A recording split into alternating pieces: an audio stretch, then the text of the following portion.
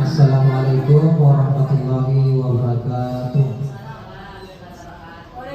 Alhamdulillahirabbil alamin wassalatu wassalamu ala asyrafil anbiya'i wal mursalin sayyidina Muhammadin wa ala alihi wa ashabihi ajmain amma ba'du. Alhamdulillah, puji syukur dipanjatkan kepada Allah Subhanahu wa taala karena pada sayangnya hari ini kita masih berkumpul untuk bersama-sama mendengarkan pemaparan dari Ibu Guru Nurlinda Alwi dalam aksi nyata modul 1.4 budaya positif, yaitu menyebabkan pemahaman dan pengalaman penerapan budaya positif.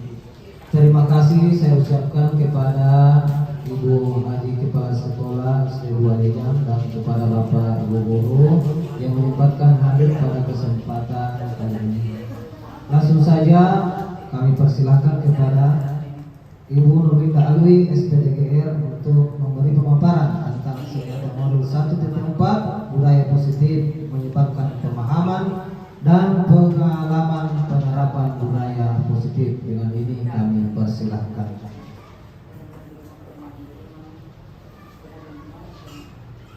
Bismillahirrahmanirrahim. Assalamualaikum warahmatullahi wabarakatuh. Sebelumnya saya ucapkan terima kasih banyak kepada Ibu Kepala Sekolah telah memberikan saya kesempatan untuk berbagi kepada teman-teman. Kemudian saya juga ucapkan banyak terima kasih kepada rekan-rekan semua, Bapak Ibu Guru yang sudah menyempatkan hari ini hadir dalam berbagi aksi nyata mengenai menyebarkan pemahaman dan pengalaman penerapan budaya positif. Sedikit informasi bahwa sekarang di pendidikan guru penggerak kami sudah melalui modul 1. Ini sudah masuk pada modul 1.4. Nah, 1.4 ini adalah tentang budaya positif yang sudah diterapkan juga di kelas. Kemudian di sini sebenarnya izin Bapak Ibu Guru, bukan berarti saya lebih banyak ilmu di depan Bapak Ibu berdiri di sini, tapi di sini saya mau berbagi dan kita sebentar juga bisa berdiskusi tentang apa yang sudah mungkin ada dari Bapak Ibu yang sudah diterapkan. Kemudian kita diskusi mengenai budaya positif ini. Oke, langsung saja Bapak Ibu. Bismillahirrahmanirrahim. Aksi nyata modul 1.4 budaya positif menyebarkan pemahaman dan pengalaman penerapan budaya positif. Nah, pada budaya positif ini ada 7 konsep utama yang ada pada modul 1.4 ini. Yang pertama adalah perubahan paradigma belajar. Kemudian yang kedua adalah disiplin positif. Yang ketiga, kebutuhan dasar. Yang keempat, motivasi perilaku manusia. Yang kelima, posisi kontrol restitusi. Keenam, keyakinan kelas. Dan yang ketujuh, segitiga restitusi. Nah, kita akan membahas satu persatu dari konsep utama modul budaya positif ini supaya kita mungkin setelah ini bisa berdiskusi dan bisa sepaham mengenai sebenarnya bagaimana budaya positif ini. Tapi sebelum itu mohon izin bisa ice breaking dulu Bapak Ibu supaya semangat dalam pertemuan hari ini. Jadi pada calon waktu di Lokakarya saya sudah mendapat ada satu ilmu yang diberikan dari pengajar praktik. Mungkin ada di sini ya Ibu Irma. Ice breakingnya itu saya sadar. Oh ya maaf. Saya sadar hidup sehat bersemangat. Nah kalau di sini saya mau ganti. Saya guru, saya sadar guru hebat bersemangat. Bisa seperti itu ya Bapak Ibu? Bisa berdiri sebentar Bapak Ibu. Jadi yang pertama saya ditepuk kanannya, kemudian sikunya. Jadi di tepuk tangan mengatakan saya sadar guru hebat bersemangat. Kemudian ditepuk 3 kali. Semangat. Oke, bisa dicoba ya Bapak Ibu? Siap, 1, 2, 3. Saya sadar guru hebat bersemangat. Saya sadar guru hebat bersemangat. Oke, yang kedua. Saya sadar saya guru, saya sadar saya hebat. Saya sadar guru hebat bersemangat. Jadi saya sadar saya guru, saya sadar saya hebat. Saya sadar saya guru, saya sadar saya hebat. Saya sadar guru hebat bersemangat. Oke, bisa dicoba Bu. Yang kedua, 1, 2, 3. Saya sadar saya guru, saya sadar saya hebat. Saya sadar guru hebat bersemangat. Oke, dari awal. Saya sadar guru. 1, 2, 3. Saya sadar guru hebat bersemangat. Saya sadar guru hebat bersemangat. Saya sadar saya guru, saya sadar saya hebat. Saya sadar guru hebat bersemangat. Oke, terima kasih banyak. Oke, kita akan masuk kepada konsep yang pertama, yaitu perubahan paradigma belajar.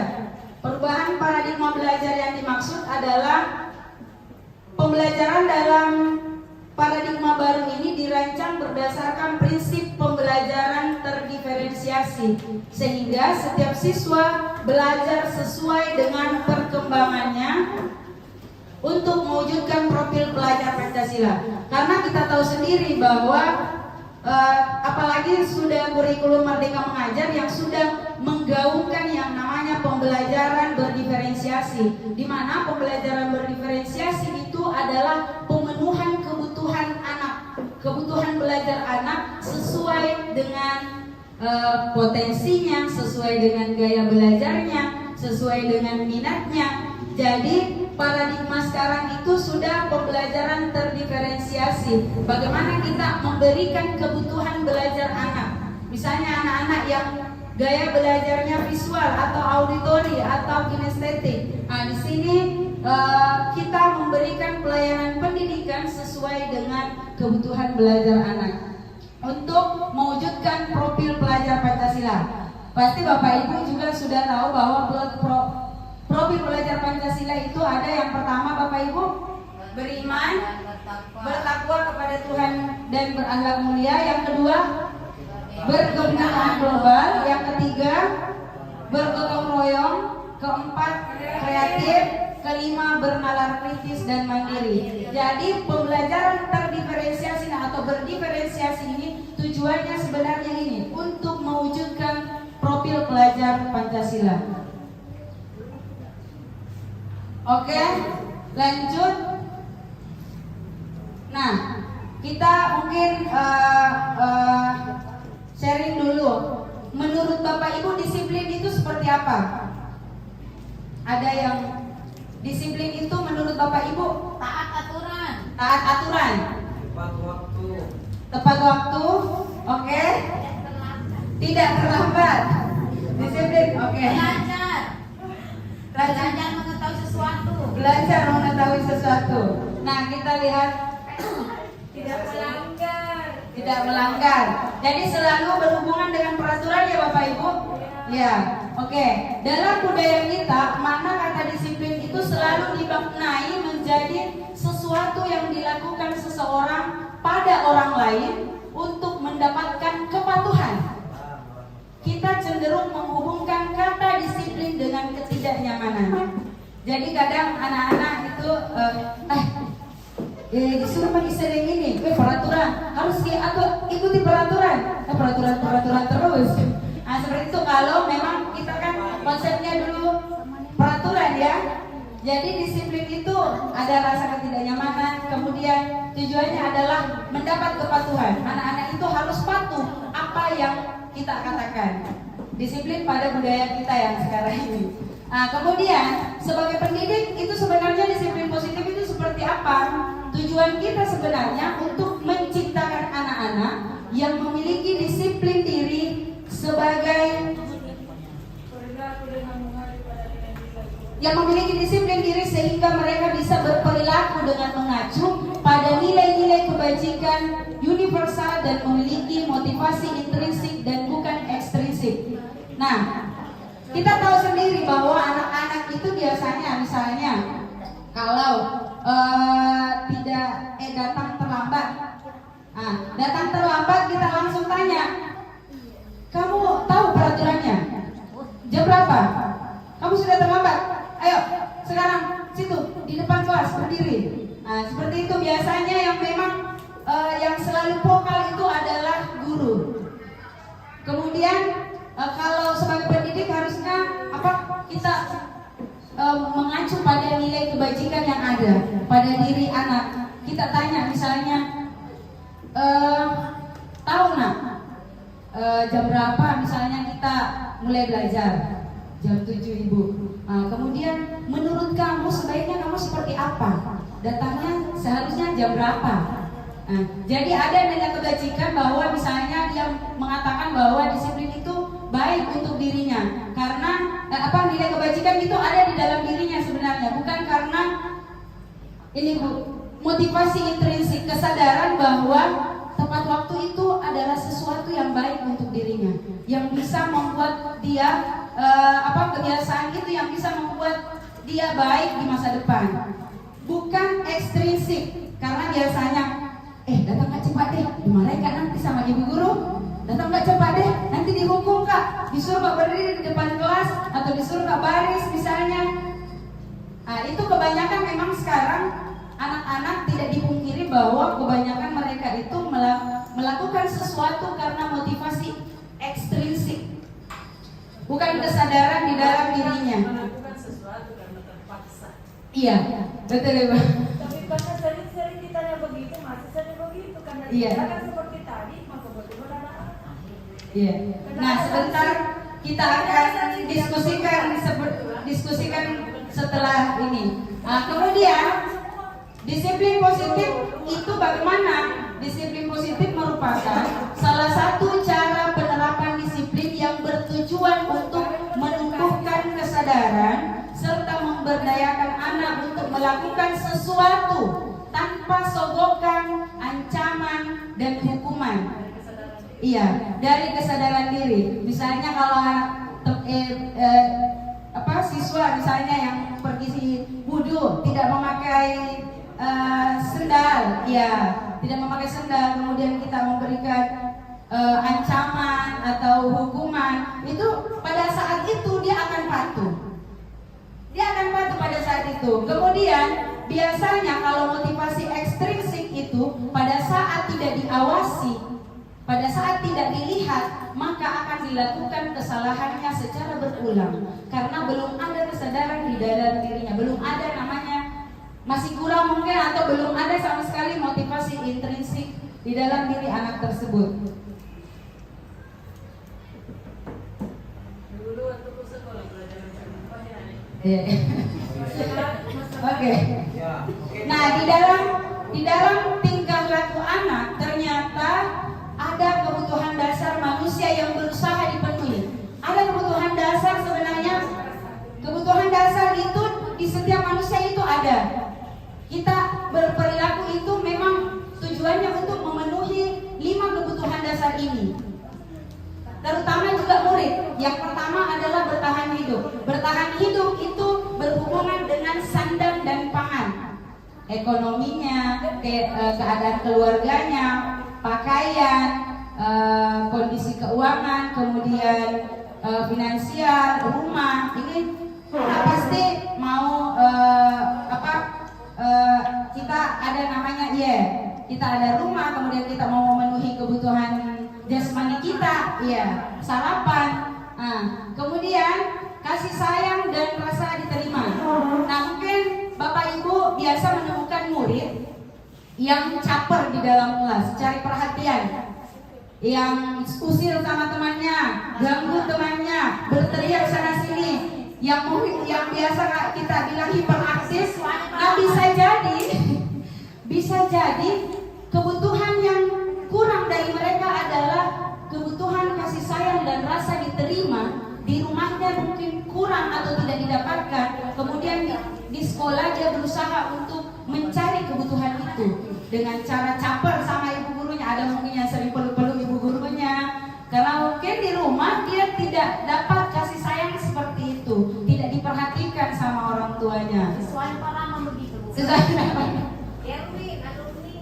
Nah, kemudian penguasaan itu kebutuhan seperti apa Bapak Ibu? Penguasaan itu adalah kebutuhan anak yang selalu biasanya mau menonjol daripada teman-temannya, mau menunjukkan kehebatannya. Biasa misalnya pasti di kelas Bapak Ibu ada biasa yang angkat tangan, kemudian kita berikan kesempatan. Setelah itu mau diberikan kesempatan kepada teman yang lain, tapi iya terus mau coba apa? Dia mungkin meraju atau sudah ngambek. Nah, berarti dia berusaha memenuhi kebutuhan penguasaan. Dia orangnya mau diakui kehebatannya oleh orang lain. Pakai komplit. Kemudian kebebasan. Tidak dipungkiri Bapak Ibu, kita pun sebagai orang dewasa, kalau misalnya kita melakukan sesuatu, pasti kita suka kalau kita diberikan kebebasan memilih. Nah, di dalam kelas ternyata murid juga butuh diberikan kebebasan dalam berekspresi misalnya, atau membuat produk pembelajaran. Kadang kan kita silakan gambar pemandangan. Padahal kita tujuan pembelajarannya untuk menilai misalnya perpaduan warna atau garis lengkung dan garis lurus. Itu kan bisa dengan menggambar tumbuhan, hewan. Nah, kadang kita memaksakan sesuatu kepada anak-anak, tidak memberikan kebebasan kepada mereka untuk berekspresi di dalam kelas. Kemudian kesenangan itu apa? Di dalam kelas itu biasa mungkin terjadi ada anak-anak yang jenuh, tidak semangat dalam belajar, karena ternyata kebutuhan dasar yang kurang dari mereka adalah kesenangan. Dia butuh kesenangan di dalam kelas, butuh misalnya permainan atau ice breaking atau apresiasi di dalam kelas. Nah, itu mungkin yang kurang di dalam kelas. Jadi ada 5 kebutuhan dasar manusia yang mendasari setiap perilaku. Jadi misalnya ada siswa yang melakukan sesuatu atau yang menyimpang, mungkin kita bisa pakai 5 dasar ini. Sebenarnya ini anak kenapa ya? Kita boleh mencari tahu, oh ternyata di rumahnya dia tidak diperhatikan, makanya di dalam kelas dia selalu caper, ganggu temannya karena di dalam rumahnya kurang perhatian oleh orang tuanya. Nah, seperti itu. Jadi setiap tindakan siswa itu sebenarnya ada yang melatar belakangi kebutuhan dia yang tidak terpenuhi. Oke, lanjut. Nah, motivasi perilaku manusia. Motivasi itu merupakan dorongan yang timbul pada diri seseorang secara sadar atau tidak sadar untuk melakukan suatu tindakan. Ternyata Bapak Ibu, dalam melakukan sesuatu kita ada 3 motivasi yang biasanya muncul. Kita melakukan itu karena salah satunya ada dari 3 ini. Yang pertama adalah menghindari ketidaknyamanan dan hukuman. Itu kenapa? Murid melakukan disiplin diri karena ia takut dihukum. Dan kebanyakan seperti itu. Dia menghindari ketidaknyamanan. Kalau kita terlambat dihukum lagi, kalau tidak pakai topi dihukum lagi. Iya. Itu berarti masih motivasi ekstrinsik. Jadi kalau kita mengingatkan kalau ini masih kuat, maka biasanya akan berulang kembali. Setelah itu mau mendapatkan imbalan atau penghargaan dari orang lain. Murid melakukan disiplin karena ia ingin mendapatkan imbalan.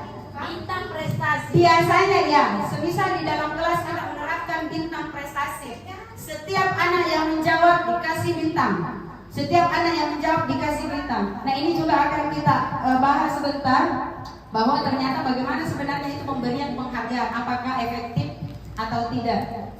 Nah itu masuk motivasi ekstrinsik juga, berarti dari luar, dari orang lain. Jadi kalau tidak ada ini ibu guru sakit misalnya atau apa, tidak ada kasih bintang, loh yo. Nah biasanya seperti itu. Karena memang motivasinya untuk mendapatkan imbalan atau penghargaan. Kemudian yang ketiga adalah motivasinya menghargai nilai-nilai kebajikan diri sendiri. Nah ini coba kita lihat, menghargai nilai kebajikan diri sendiri, di mana murid melakukan disiplin diri karena sadar akan nilai kebajikan dirinya. Berarti misalnya dia tidak berkelahi sama temannya atau tidak mengganggu temannya karena di dalam dirinya itu sudah ada nilai kebajikan yang dia tanamkan, bahwa saya harus menghargai orang lain. Seperti itu. Jadi itu sudah masuk motivasi intrinsik. Walaupun misalnya tidak ditegur, dia sudah sadar sendiri. Orang kalau belajar tak boleh diganggu, itu enggak, saya berarti tidak menghargai privasinya orang. Dia kan lagi belajar misalnya. Atau ke sekolah tidak menggunakan atribut karena dia sudah sadar bahwa itu adalah sesuatu yang baik untuk saya, melatih saya untuk bertanggung jawab dan disiplin. Oke lanjut, konsep disiplin dengan identitas gagal. Nah, kenapa dikatakan identitas gagal? Coba kita lihat hukuman dampaknya. Hukuman ya, murid menyembunyikan kesalahan. Murid menyembunyikan kesalahan. Murid menyembunyikan kesalahan. Biasanya kalau kita selalu menghukum, anak akan bohong karena dia tidak mau dihukum. Bukan saya yang guru. Karena dia tidak mau dihukum. Seperti hanya tadi yang terjadi ada siswa yang takut dihukum. Dia tidak mau mengatakan sesuatu sebenarnya karena sudah tahu kalau saya mengaku saya akan dihukum, saya tidak nyaman, saya akan marah, saya akan kesusahan. Nah, seperti itu. Kemudian murid takut. Hukuman itu hanya membuat murid itu takut. Kemudian murid tidak nyaman. Kemudian sifatnya memaksa. Kamu terlambat. Ibu, maaf, sudah. Kamu keluar di depan kelas berdiri atau di depan teman-temannya atau hormat bendera. Itu menyakitkan dan bersifat memaksa. Tidak ada diskusi guru dan siswa mengenai apa yang terjadi. Kemudian dampak pada murid. Dampak pada murid biasanya kalau hukuman yang selalu diberikan adalah biasanya marah karena tidak diberikan penjelasan. Tidak diberikan pemahaman, langsung menghukum, kemudian merasa rendah diri, merasa bersalah dan mengasingkan diri. Karena biasanya yang menghukum itu akan pertama menyindir, menyalah-nyalahkan, merendahkan. Kamu itu selalu saja salah, tidak pernah benar. Itu anak akan merasa rendah diri. Tidak pernah. Kapan itu kamu bisa tepat waktu ke sekolah, nak? Nah, itu seperti itu. Kemudian penghargaan. Nah, ini tadi penghargaan. Misalnya buku bintang atau bintang kelas. Ternyata penghargaan itu juga kurang efektif atau tidak efektif. Kenapa demikian? Karena anak akan melakukan sesuatu, akan terbiasa melakukan sesuatu itu karena ada imbalan, karena ada yang ingin didapatkan. Jadi semisal kayak tadi gurunya tidak datang, kemudian misalnya guru kelas 1 tidak datang, digantikan sama guru yang lain untuk masuk. Nah, kebiasaan dari guru kelas 1 ini misalnya dia memberikan penghargaan berupa bintang saat menjawab atau saat aktif di dalam kelas. Tapi bukan guru kelas 1, pengganti yang masuk. Nah, saat pengganti, kemudian yang diharapkan itu imbalannya itu bintangnya tidak ada. biasanya anak-anak akan kurang bersemangat, tidak seperti biasanya. Kemudian mematikan kreativitas. Mengapa mematikan kreativitas? Karena pada saat dia sudah merasa bisa mendapatkan imbalan itu atau apa yang didapatkan, dia akan stop sampai di situ. Segini saja kemampuanku, sudah dapat bintang, sudah, tidak usah ditambah lagi. Kemudian merusak hubungan, sifat iri. Kalau ada teman yang selalu, biasanya kan yang selalu dapat bintang itu ya yang memang rata-rata yang bisa, itu akan ada muncul biasanya sifat iri dari teman-teman yang lain. Kapan saya baru bisa dapat bintang itu juga? Padahal memang ini kasihan anak yang memang kemampuannya ya sedang atau agak sedikit jauh daripada teman-teman yang lain. Tapi yang harus dia sadari di sini bahwa setiap anak itu memang punya keunikan dan potensi masing-masing yang tidak bisa kita paksakan, hanya kita bisa tuntun. Kemudian menghukum dengan sistem ranking.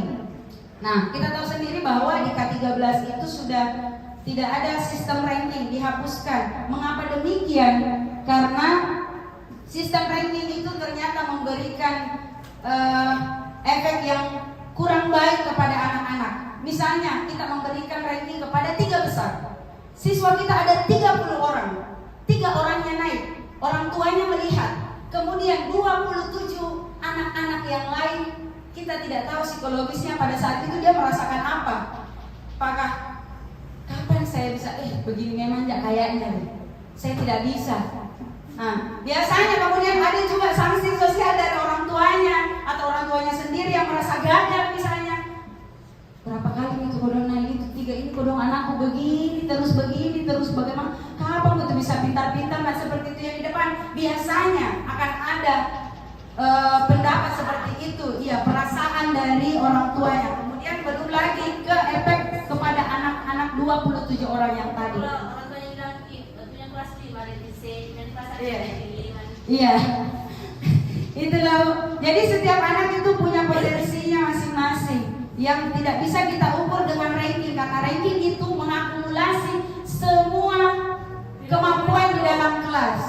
Ada bahasa Indonesia, matematika, padahal misalnya ada anak-anak yang dia jago matematika tapi dia kurang pintar berbahasa. Misalnya ada jago seni tapi dia kurang pintar dalam matematika. Tapi bagaimana kalau misalnya si anak yang pintar tuh sering kemasa itu deh, tidak dihargai kau enggak kak, misalnya seperti itu. Terima kasih Om. Sebentar kita akan diskusikan, tapi saya mungkin bisa memberikan jawaban singkat. Untuk mungkin motivasi kepada anak-anak tidak perlu mungkin diumumkan secara luas di dalam kelas untuk memperlihatkan bahwa ini loh 3 besarnya, 27-nya kamu tidak dapat misalnya. Itu kan secara tidak langsung psikologis yang didapat anak seperti itu, psikologis yang didapat orang tua seperti itu. Itu mungkin bisa motivasinya itu kan bisa dilakukan secara langsung kepada orang tuanya, kemudian memberikan penghargaan berupa apa yang sudah dicapai selama ini anak-anaknya. Jadi 27 orang yang tadi juga itu merasa diapresiasi, walaupun misalnya tidak terlalu sama dengan misalnya yang memang agak tinggi, tapi ya anak-anak kembali lagi punya potensinya masing-masing.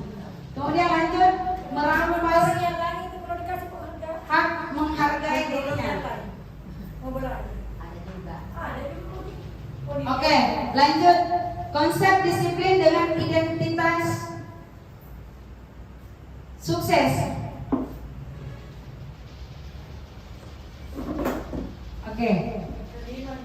Dengan identitas sukses ya, maaf Bapak Ibu, di situ ada sedikit. Konsekuensi itu penguatan jangka pendek. Peraturan di sekolah apa? Apa konsekuensinya kalau kamu melanggar? Seperti itu. Jangka pendek. Penguatannya, jangan seperti itu Nadia, silakan lakukan konsekuensinya. Kemudian murid menghormati peraturan, iya betul. Ini mungkin yang biasa kita lakukan. Apa peraturannya? Apa konsekuensinya? Silakan lakukan. Murid akan menghormati peraturan yang ada. Ya betul seperti itu. Tapi murid kehilangan waktu untuk merenungi kesalahan. Kenapa seperti itu? Biasanya konsekuensi misalnya dia tidak mengerjakan PR. Kenapa tidak mengerjakan PR? Kamu tahu aturan di sekolah? harus belajar, harus mengerjakan PR. Iya Bu, apa konsekuensinya? Oke, jangan keluar main, kerjakan itu.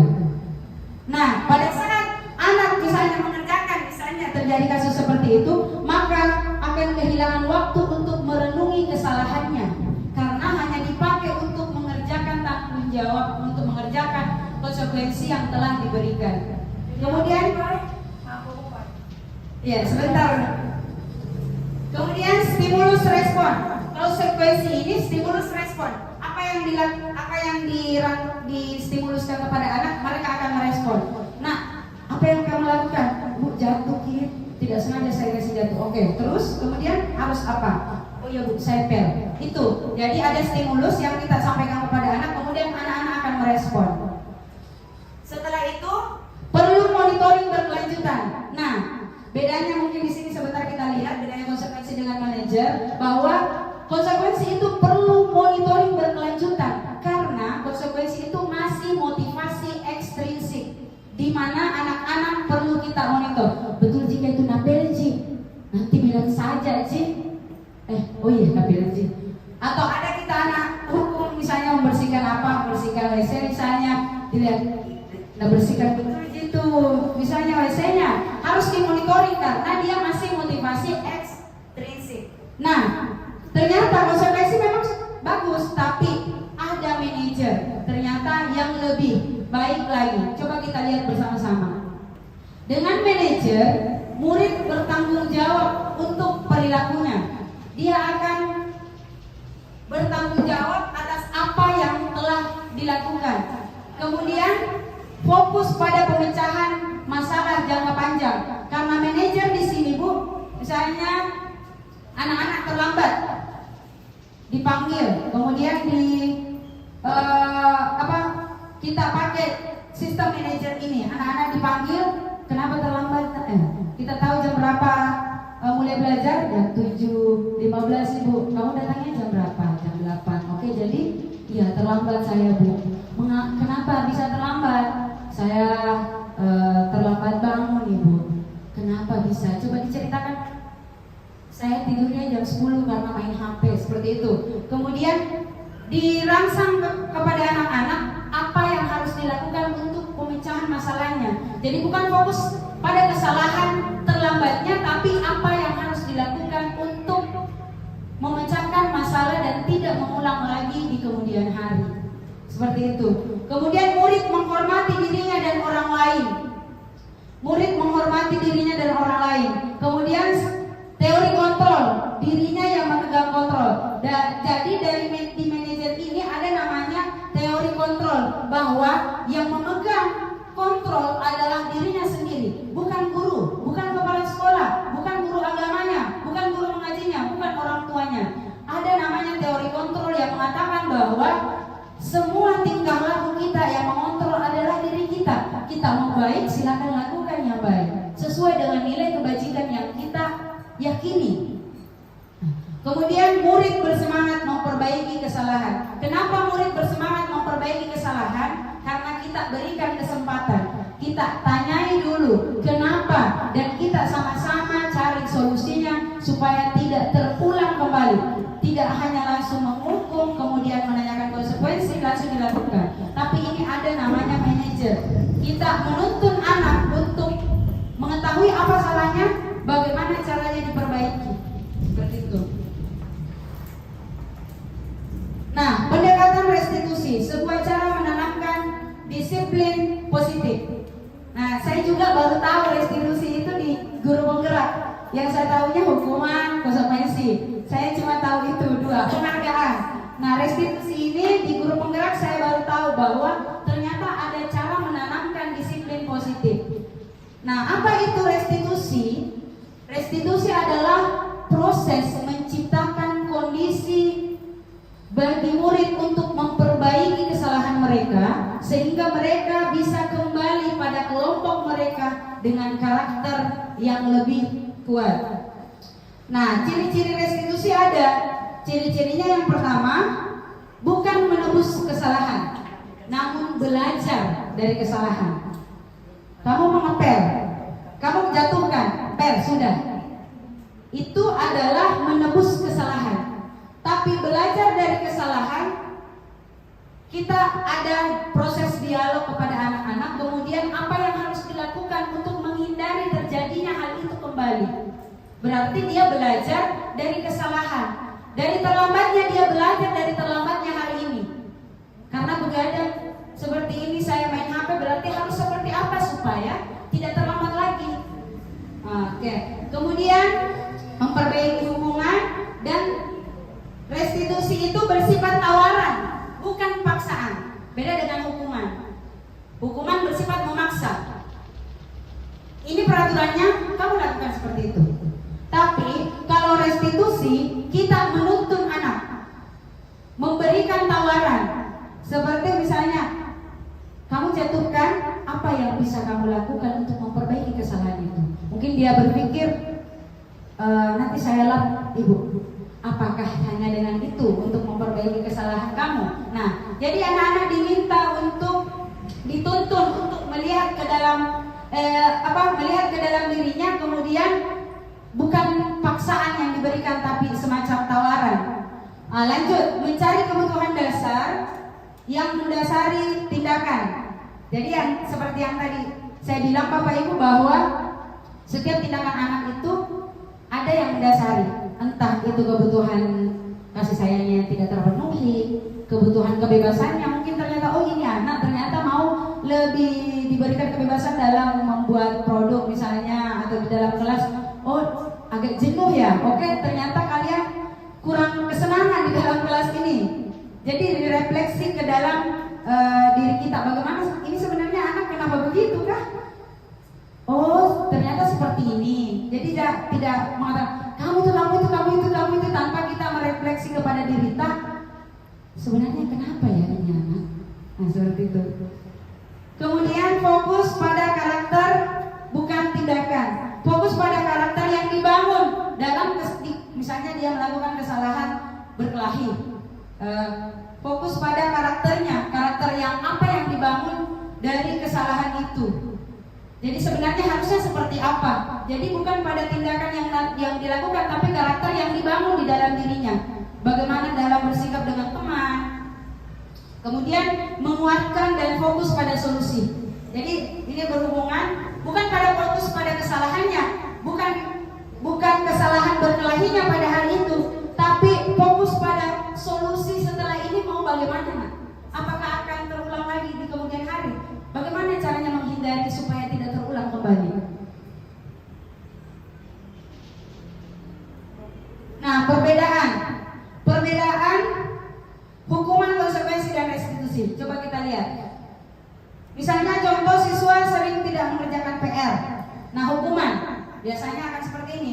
Guru menghukum murid tersebut misalnya ya, hormat bendera selama 10 menit.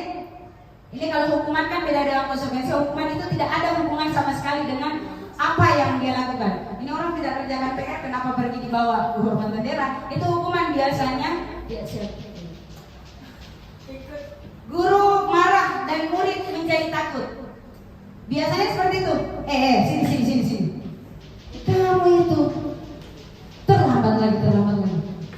Atau tidak kerja lagi PR. Selalu saja seperti itu. Salah terus. Ini hukuman.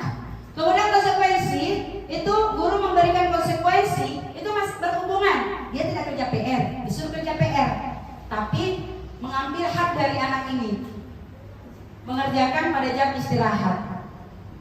Kemudian atau misalnya dia kerjakan sebanyak 3 kali lipat, saya tidak akan seperti itu lagi. Kemudian guru tegas dan murid menghormati peraturan. Iya, konsekuensi seperti itu. Kita tegas dan anak akan menghormati peraturan. Nah, kita lihat restitusi seperti apa.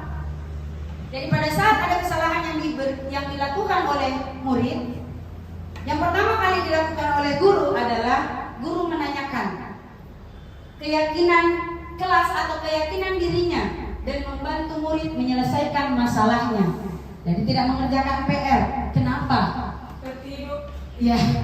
Kenapa bisa tertidur? Kemudian kita sama-sama mencarikan solusi dan menanyakan keyakinan kelasnya. Keyakinan kelasnya apa? Misalnya kita sudah bikin keyakinan kelas mengenai mengerjakan tugas dengan penuh tanggung jawab. Apakah sesuai dengan apa yang kamu lakukan hari ini? Nah, tidak. Seharusnya seperti apa? Ya seharusnya saya mengerjakan PR. Jadi untuk memperbaikinya kamu sebaiknya melakukan apa? Tapi ada jalannya, iya. Kemudian guru terbuka dan murid menghormati dirinya dan orang lain. Guru terbuka dan menghormati dirinya dan orang lain. Karena kenapa? Anak diberikan kesempatan untuk berbicara. Anak diberikan kesempatan untuk berdialog. Anak diberikan kesempatan untuk meluapkan apa yang dia rasakan. 5 posisi kontrol restitusi. Nah, ini ada 5. Ada penghukum, pembuat rasa bersalah, teman, pemantau, manajer. Kira-kira kalau Bapak Ibu biasanya lebih condong kemana? Semua. Tergantung situasi. Kalau Ibu yang lain? Kalau saya cara menghukum begini. Sudah saya tanya bagaimana berkurang begitu. Iya. Saya kasih hukuman. Setelah saya kasih hukuman ada perubahan. Iya. Ya, karena saya lembut-lembut, menyanyi, berteman, masih aja begitu. Setelah saya begitu, saya kasih full. Oke. Terima kasih Bu. Sebentar kita diskusikan. Nah, lanjut. Tidak boleh begitu. Ya, betul. 5 posisi kontrol restitusi. Siswa tidak memakai atribut lengkap saat upacara bendera. Oke, penghukum biasanya akan mengatakan seperti ini. Kamu selalu saja, bukan terlambat ya. Kamu selalu saja tidak lengkap. Kemudian patuhi peraturan sekolah. Berdiri di depan barisan. Patuhi peraturan sekolah. Kalau tidak, awas. Peraturannya apa? Nah, seperti itu. Nah, hasilnya apa? Ini kalau tidak ada ini ya, langsung seperti ini. Kamu selalu saja salah ini ya. Nah, apa hasilnya? Kemungkinan murid akan marah dan menendam karena tidak diberikan penjelasan, tidak diberikan apa. Nah, kemudian bersifat agresif, bisa jadi sesudah kembali ke kelas mungkin ini efek yang agak ini ya, mungkin mencoret-coret bukunya karena selalu jadi ya merasa jengkel. Kemudian yang kedua adalah pembuat rasa bersalah. Berapa kali ibu harus memberitahu kamu, nak? Ibu sangat kecewa sekali sama kamu. Ini pembuat rasa bersalah. Kalau orang tuamu tahu, kira-kira perasaannya bagaimana? Nah, hasilnya kemana? Murid kemungkinan akan merasa bersalah. Kemudian bersalah telah mengecewakan ibu atau bapak gurunya. Kemudian akan merasa bahwa dia menjadi orang yang gagal dan tidak bisa menyenangkan orang lain, tidak bisa membahagiakan orang lain. Nah, itu kemungkinan dampak yang akan diberikan. Kemudian lanjut teman. Nah, ini mungkin ada juga ya dari bapak ibu, termasuk juga sudah pernah. Ayolah yang tertib, buat bu guru bangga. Kali ini tidak apa-apa. Tidak apa-apa kamu salah. Silakan duduk kembali. Nah, jadi hasilnya murid akan merasa senang dan akrab dengan gurunya. Tapi ini murid akan merasa terus mengandalkan gurunya. Nanti kalau saya lakukan kesalahan tidak apa-apa. Apalagi kalau ibu uji. Iya, itu posisi teman. Kemudian lanjut. 5 posisi restitusi, posisi kontrol restitusi. Nah, pemantau. Kamu sudah melanggar. Kamu sudah tahu peraturannya kan? Jadi apa konsekuensinya? Langsung ada di sini juga stimulus respon ya. Kamu sudah melanggar. Apa konsekuensinya? Ini memantau terus. Melanggar lagi. Apa konsekuensinya? Nah, seperti itu kayak dipantau terus. Nah, kemudian tapi pemantau ini biasanya tidak menunjukkan suatu emosi yang berlebihan atau marah. Tapi murid juga, tapi tetap murid merasa tidak nyaman. Kemudian manajer, apakah kamu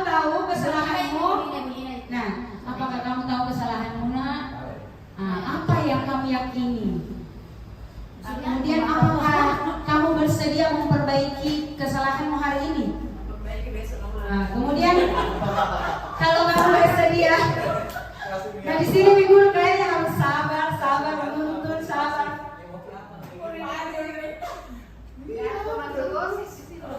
Oke, keyakinan kelas. Nah, tadi kita berbicara tentang keyakinan. Keyakinan kelas itu sebenarnya seperti apa? Mengapa keyakinan bukan peraturan kelas? Nah, saya mau memberikan stimulus kepada teman-teman. Mengapa kita memiliki peraturan tentang penggunaan helm saat berkendara? Kira-kira? Supaya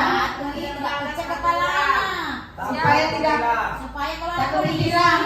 tidak keluar ke baca-bacanya. Tidak ada keluar baca-bacanya. Ada perspektif lain? Kenapa perlu ada peraturan menggunakan helm? Menjaga keselamatan. Oke, ada yang mengatakan takut ditangkap, takut melanggar peraturan. Kemudian ada yang mengatakan bahwa takut karena menjaga keselamatan. Nah, kira-kira motivasi ekstrinsik yang mana? Ya, takut ditilang, takut ditangkap. Padahal sebenarnya aturan itu tujuannya untuk apa? Melindungi diri, mendapatkan keselamatan. Siapa yang mau selamat? Ya kita sendiri. Nah, itu perbedaan motivasi ekstrinsik dan intrinsik. Walaupun tidak ada polisi di lampu merah, kalau kita sadar bahwa helm ini melindungi saya sendiri. Semisal saya dapat musibah terjatuh, tapi karena ada helm, saya akan misalnya resikonya lebih kecil daripada tidak memakai helm. Maka kita akan memakai walaupun mungkin 1 bulan sepanjang jalan itu tidak ada polisi. Saya mau biar Iya. bonceng, nggak mau bonceng kalau nggak ada helm. Iya. Ya, karena kita menjaga keselamatan yang dibonceng. Iya. Kita pakai helm. Dan kenapa kita memakai masker? Karena Banyak bau mulut kamu. Supaya tidak hitam. tidak hitam. Oke. Misalnya di dalam sekolah ada peraturan memakai masker. Tapi misalnya tidak ada ibu guru siapa Pak Rahman yang suka siupin masker. Tidak ada Ji Pak Rahman. Bisa kamu pakai deh. Nah, itu berarti masih motivasi ekstrinsik. Padahal sebenarnya apa? Karena COVID-19 kita membutuhkan masker untuk menghindari penularan. Kalau kesadaran itu yang ada dalam diri kita, maka masker itu akan selalu terpakai. Kenapa? Karena kita sudah sadar bahwa itu manfaatnya untuk kita sendiri. Itu motivasi ekstrim. Seperti halnya kepada anak-anak. Kalau anak-anak sudah sadar bahwa mengerjakan PR itu adalah kewajiban dia dan bermanfaat untuk dia, maka anak-anak akan mengerjakan PR dengan senang hati, bukan lagi karena takut dihukum misalnya sama Pak Rahman, takut dihukum sama gurunya. Berbaik juga. Oke, lanjut. Nah, ini adalah saya sudah membuat dulu sebenarnya namanya kesepakatan kelas ya, tapi diganti menjadi keyakinan kelas karena diharapkan apa yang sudah mereka sepakati itu bersama menjadi keyakinan di dalam dirinya. Bukan lagi hanya sepakat, tapi sudah menjadi keyakinan di dalam dirinya. Jadi yang pertama yang dilakukan adalah berdiskusi mengenai peraturan yang perlu disepakati. Itu bisa pakai stick note, bisa langsung acungkan tangan, meminta pendapatnya, kemudian ditulis di papan tulis. Nah, kemudian biasanya yang mereka sampaikan itu, Ibu tidak boleh bicara kotor, Ibu tidak boleh buang sampah. Itu biasanya pakai kata-kata seperti itu. Nah, kemudian setelah itu merumuskan peraturan yang mereka buat menjadi sebuah keyakinan. Lalu melibatkan siswa membuat dan menempelkan keyakinan di kelas. Nah, ini yang sudah saya lakukan. Mudah-mudahan bisa. Nah, jadi anak-anak yang merangkai sendiri ini saya membantu untuk. Oke. Nah, di sini ada anak-anak yang cap jempol. Kemudian sebisa mungkin Ibu dalam sebisa mungkin di keyakinan kelasnya Bapak Ibu itu kalau bisa ada kolom tanda tangan daripada anak-anak. Jadi dia merasa memiliki keyakinan itu. Dia merasa bahwa saya yang membuat bersama teman-teman. Maka saya akan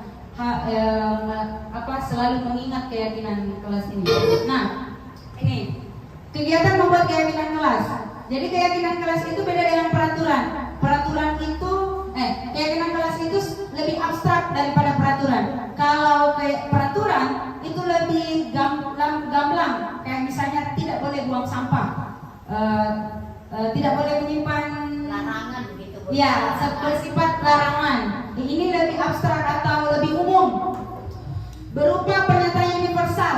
Universal misalnya tidak boleh ganggu, itu yang mereka sampaikan, tidak boleh ganggu temannya, tidak boleh mengejek. Nah, secara universal bisa dikatakan itu saling menghormati dan menghargai. Itu yang dijadikan sebagai keyakinan kelas. Kalau masih ada kata di situ tidak mengganggu teman, itu berarti masih bersifat peraturan. Jadi keyakinan di dalam dirinya itu bersifat universal, dibuat dalam kalimat positif. Jadi tidak pakai kata tidak, tapi sesuatu yang positif, saling menghargai, menjaga kebersihan, bukan tidak membuang sampah sembarangan. Karena itu akan di alam bawah sadarnya anak-anak, kalau negatif itu biasanya yang tertanam yang negatif itu. Makanya diarahkan ke positif. Kemudian berjumlah 3-7 poin. Jadi 3-7 poin saja Bapak Ibu, jangan terlalu banyak karena supaya anak-anak bisa mengingat dengan baik. Kalau misalnya ada 15, sudah mana lagi tuh, nomor berapa lagi tuh? Kemudian disesuaikan dengan kondisi kelas, semua warga kelas terlibat. Lanjut. Jadi untuk keyakinan kelas ini sebagai tindak lanjut, Bapak Ibu saya harapkan di dalam kelas bisa membuat keyakinan kelas dari Bapak Ibu ya, sebagai tindak lanjut dari aksi nyata ini. Siap. Besok ada. Segitiga restitusi. Nah ini segitiga restitusi ini ada 3 Bapak Ibu. Yang pertama, menstabilkan identitas. Jadi yang harus dilakukan yang pertama kali adalah kita stabilkan identitasnya dengan cara apa Bapak Ibu? Misalnya ada yang terlambat. Biasanya kan kalau penghukum pemantau, kamu terlambat. Peraturannya apa? Nah, kalau menstabilkan identitas, kita mencari tahu, kemudian kita sampaikan bahwa setiap orang itu pun pasti melakukan kesalahan, supaya tidak dia merasa orang yang gagal. Makanya kita harus stabilkan dia identitasnya bahwa saya sebagai seorang manusia yang juga tidak luput dari kesalahan, yang namanya misalnya terlambat, lupa kerja PR. Nah itu kita harus stabilkan dulu identitasnya dengan mengatakan kamu adalah biasa terjadi, nah seperti itu. Iya. Supaya dia kembali kepercayaan dirinya bahwa oh iya itu ternyata wajar ya Bu. Karena kalau kita tidak stabilkan dia akan merasa menjadi orang yang salah sekali, gagal. Nah seperti itu. Kemudian yang kedua adalah menanyakan validasi tindakan yang salah. Kita validasi tindakan yang salah. Apa yang dilakukan, kenapa, terus apakah ada cara yang bisa dilakukan untuk tidak melakukannya kembali. Nah, seperti itu. Kemudian menanyakan keyakinannya. Jadi setelah tahu tindakannya itu salah, maka ditanyakan keyakinan, sebenarnya keyakinan kamu sesuai tidak dengan apa yang kamu lakukan. Misalnya dia memukul temannya, keyakinan kamu apa? Misalnya menghormati, apakah sesuai? Tidak Ibu. Kenapa bisa? Saya emosi Bu. Jadi apa cara efektif yang bisa kamu lakukan? Atau cara memperbaiki apa yang kamu lakukan hari ini nak? Saya akan minta maaf dan selanjutnya saya akan seperti itu. Dan setelah diperbaiki kita tanya, kamu ini setelah kamu perbaiki kamu akan menjadi orang yang seperti apa? Ya mungkin saya akan menjadi orang yang lebih menghargai orang lain. Selanjutnya saya akan lebih sabar, tidak cepat emosi. Nah seperti itu. Jadi segitiga restitusi ini kita menciptakan kondisi kepada anak-anak untuk memperbaiki kesalahannya. Nah ini segitiga restitusi yang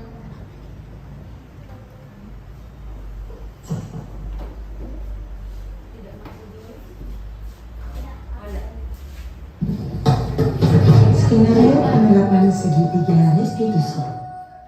Segitiga restitusi adalah proses menciptakan kondisi bagi murid untuk memperbaiki kesalahan mereka, sehingga mereka bisa kembali pada kelompok mereka dengan karakter yang lebih baik.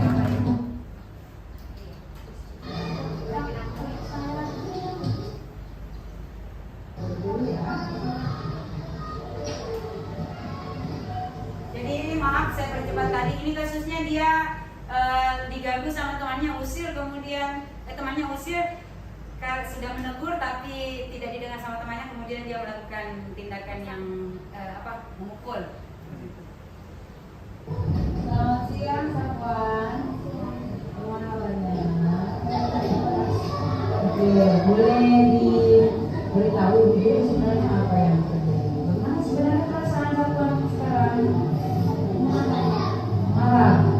Kenapa? Kenapa bisa marah? Tidak diperiksa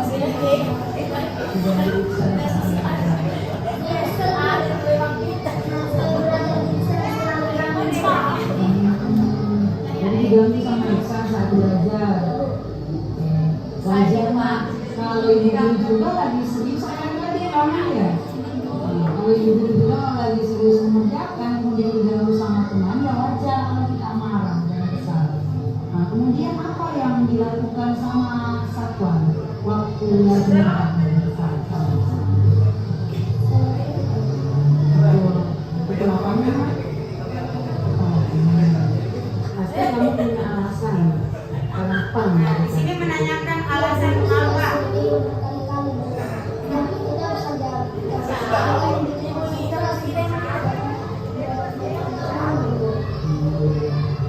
Ya betul itu nak, karena kalau ulangan kan kita butuh konsentrasi. Kalau kita dapat gangguan nanti kita tidak bisa mengerjakan dengan baik.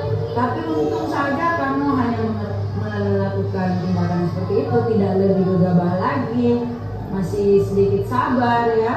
Ya Bu, saya cuma mengukurnya satu kali. Padahal saya marah sekali. Bisa saja saya mengukurnya berulang-ulang kali supaya dia kapok, supaya Iksan kapok. Ya, tapi kamu tetap memilih untuk tetap bertahan dan lebih bersabar. Bagus nak.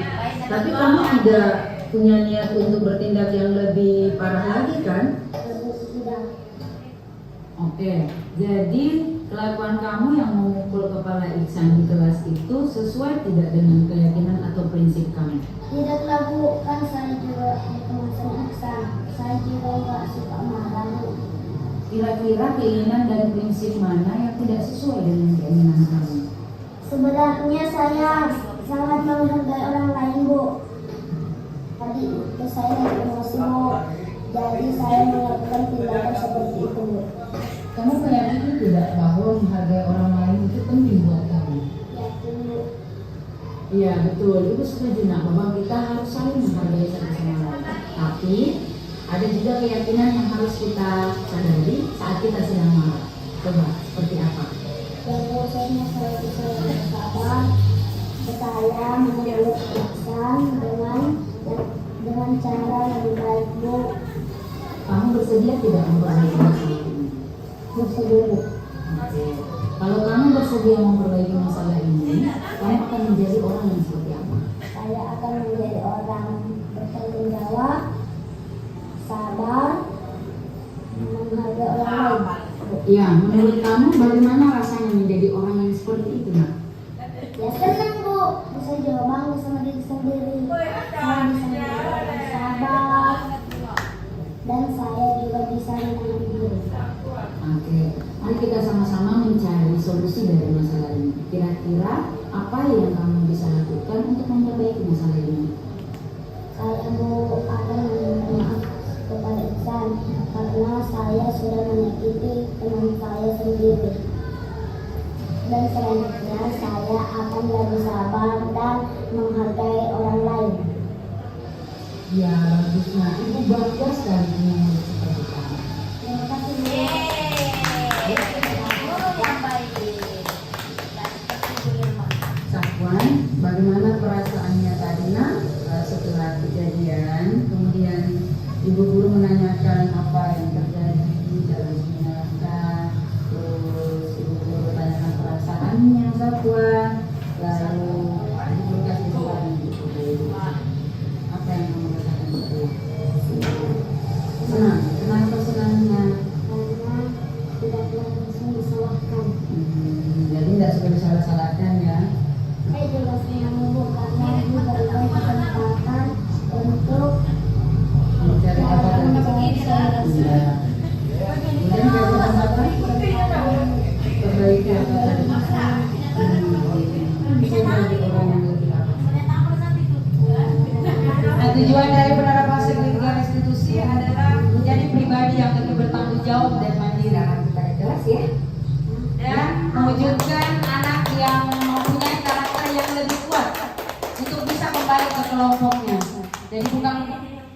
merasa bersalah, bukan rendah diri, tapi menjadi karakter yang lebih kuat. Oh iya, saya harusnya menghargai orang lain. Oke, saya sudah paham itu. Mudah-mudahan saya berjanji pada diri saya sendiri untuk tidak mengulang kembali. Kemudian kembali ke kelas, menjadi karakter yang lebih kuat, bukan karena kamu itu. Biasanya kan seperti itu. Oke. Biasanya ini biasanya bukan anak ya. Iya. Biasanya anak itu yang merasa selalu benar. Itu apabila ada tindakan seperti itu. Iya. Biasanya. Yang dulu Pak. Iya, iya. Yang dulu Pak. Nah, apa benar? Pintar gitu anak-anak cerita. Pintar kita.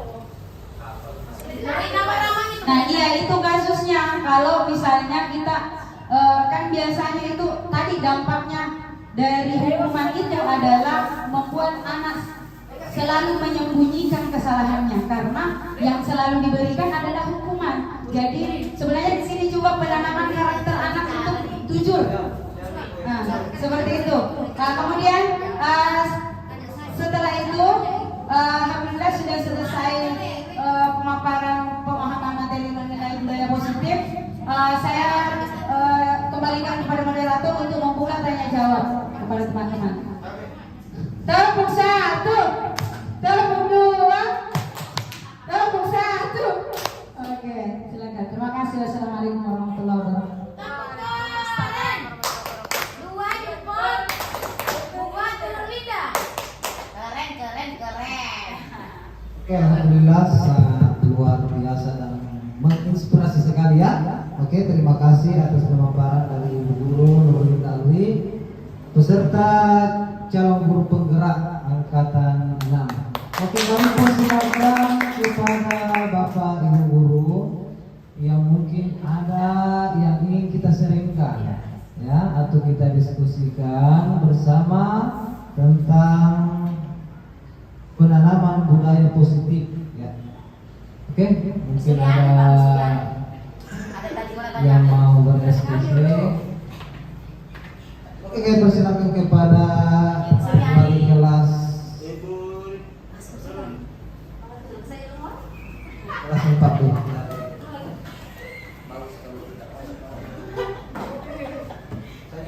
Bismillahirrahmanirrahim.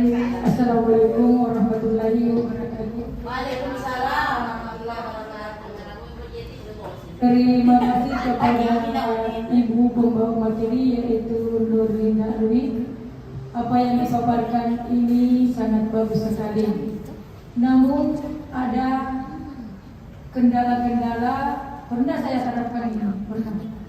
Dan saya juga sering. Namun di antara siswa kami yang saya terapkan itu masih saja tidak mau berubah. Nah, sementara kita dilarang untuk menghukum, ya, bukan menghukum yang bagaimana, ya, tidak bisa menghukum. Saya sering memberikan ada anak-anak tidak pernah kerja PR dan saya suruh kerja PR sampai dia kerja. Namun berulang saja begitu. Langkah apa yang saya harus lakukan?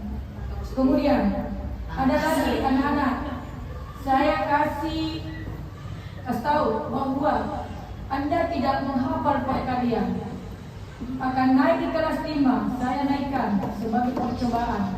Apabila tidak menghafal di kelas 5, mungkin kamu akan turun lagi. Apakah ini positif atau tidak? Apakah ini termasuk terganggu jiwanya anak-anak atau bagaimana? Artinya berperasaan bagaimana ya? Karena berulang kali gurunya begini-begini memberikan arahan bimbingan yang positif, namun saja tidak berubah, sehingga langkah yang itu yang kita tempuh, langkah yang terakhir, karena kita anggap mudah-mudahan langkah itu bisa berubah anak-anak kita seluruh. Sekian, wassalamualaikum warahmatullahi wabarakatuh.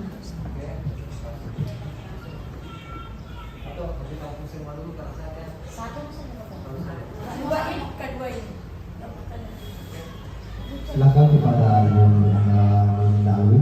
Oke, terima kasih pertanyaan yang luar biasa, bukan pertanyaan kasus ya. yang didapatkan di kelas Ibu.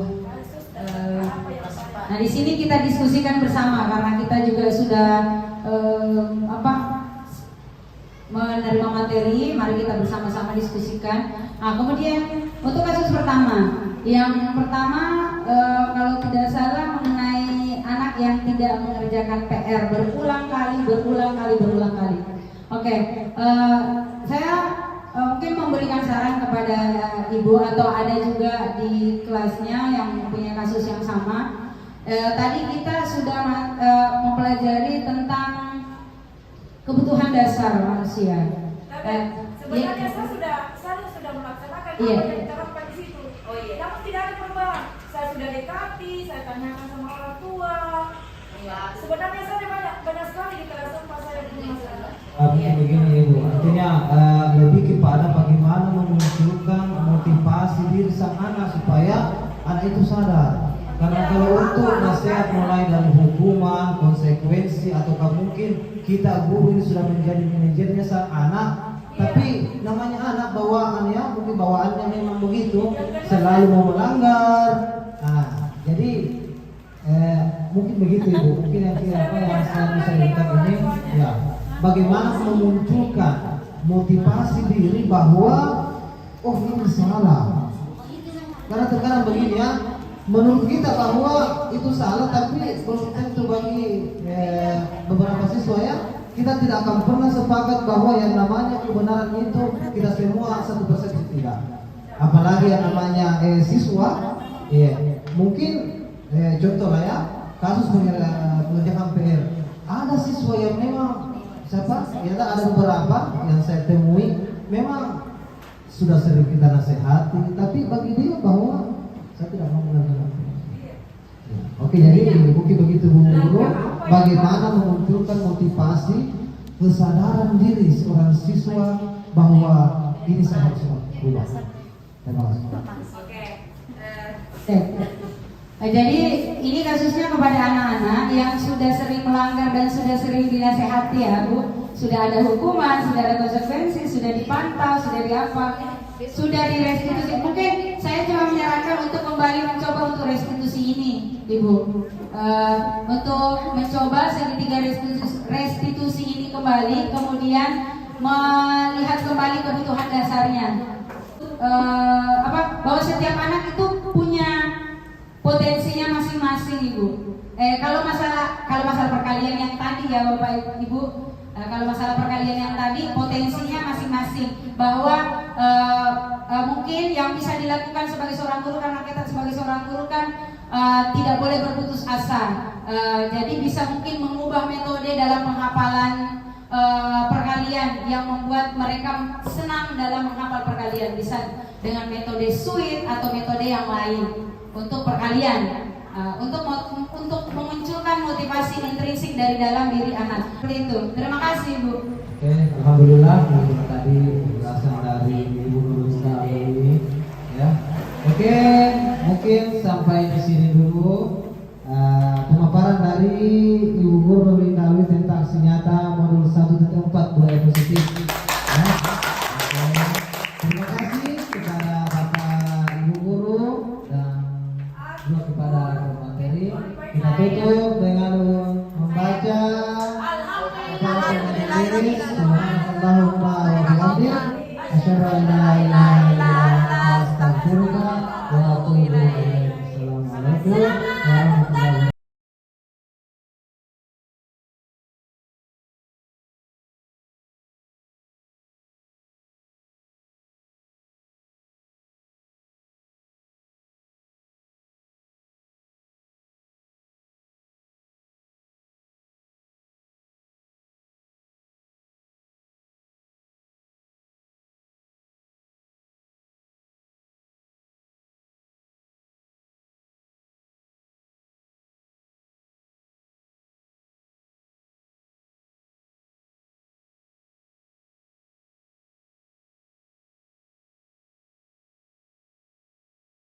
Assalamualaikum warahmatullahi wabarakatuh. Saya Abdul Rahman, salah seorang guru di SDN 2 Lejang.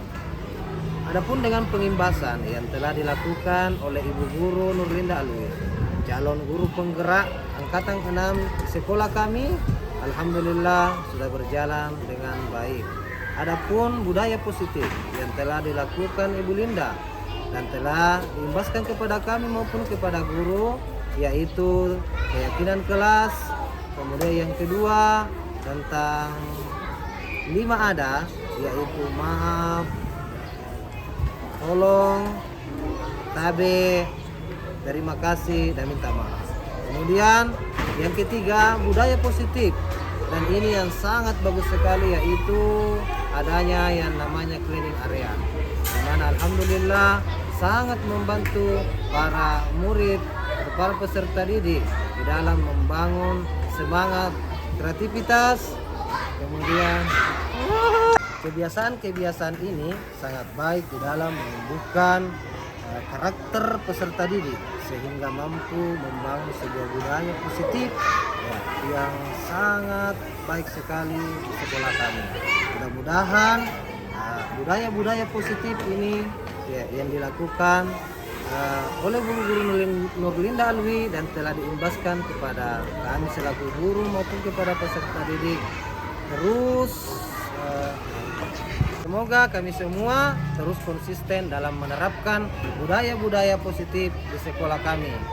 Semangat, salam guru penggerak. Saya Andi Bunga Indasari dari kelas 5B.